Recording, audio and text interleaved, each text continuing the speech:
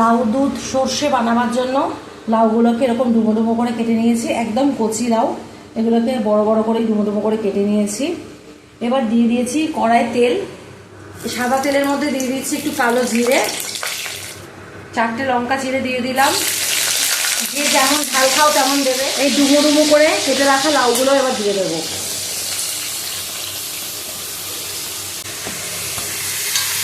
একটু হালকা নেড়ে চেড়ে নেবো। হালকা ভাজা ভাজা হবে, খুব ভাজা হওয়ার দরকার নেই। আলুটা হালকা ভাজা ভাজা হয়ে গেলে এর মধ্যে খানিকটা নুন দিয়ে দেবো, যে যেমন নুন খাও সেরকম দিও। একটু ধনে গুঁড়ো, দেখো এই চামচে জিরে গুঁড়ো, সবই অল্প অল্প করে, তোমরা তোমাদের পরিমাণ মতো। আর দেবো খুব সামান্যই লঙ্কার গুঁড়ো। এবার এটাকে পুরো আবার নাড়িয়ে চাড়িয়ে নেব। আর এর সঙ্গে দিয়ে দেবো একটুখানি আদা।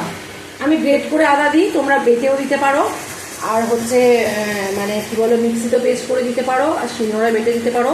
আমি হালকা করে গ্রেট করে অল্প একটু আদা দিয়ে দিলাম। সবই সামান্য পরিমাণ দেবো, যা মশলা দিয়েছি সবই সামান্য সামান্যই দিয়েছি। তো লাউটা দেখো এই 5 মিনিট মতো নাড়াচাড়া করে এরকম হয়েছে। আমি এর মধ্যে এই যে সর্ষে গুঁড়ো আমি ভিজিয়ে রেখে দিয়েছিলাম, এটাও অল্পই দিয়েছিলাম, মানে 1 চামচ যদি হয় 4 চামচের 1 চামচ। তোমরা বাটাও সর্ষে দিতে পারো, এর মধ্যে একটু দিয়ে দেবো। এর মধ্যে দিয়ে 2-3 মিনিট নেড়ে নেব। নেড়ে নিয়ে ওই বাটি ধোয়া জলটা দিয়ে দিচ্ছি, সর্ষে রাখার বাটি ধোয়া জলটা। এটা খুব মাখো মাখোই হবে, খুব বেশি জল হবে না। আর নরম তো জানো, এটা তাড়াতাড়ি সেদ্ধও হয়ে যাবে। তো এটা আমি 5 মিনিট মতো আমি ঢাকা দিয়ে রেখে দেবো।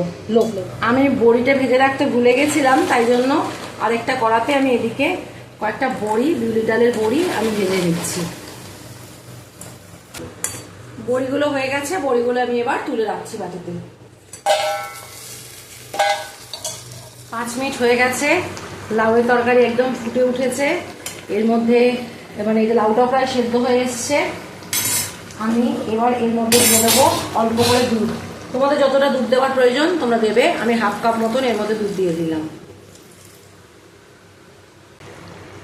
এবার এতে দিয়ে দেবো চিনি। তোমাদের পরিমাণ মতো তোমরা চিনি দিও, যে যেমন মিষ্টি খাও। আমি একটু বেশি খাই, বেশি দিলাম। দিয়ে দিলাম ঘি, অল্প একটু গরম মশলা, বড়িগুলোও দিয়ে দিলাম। এবার মিশিয়ে নামিয়ে নেব।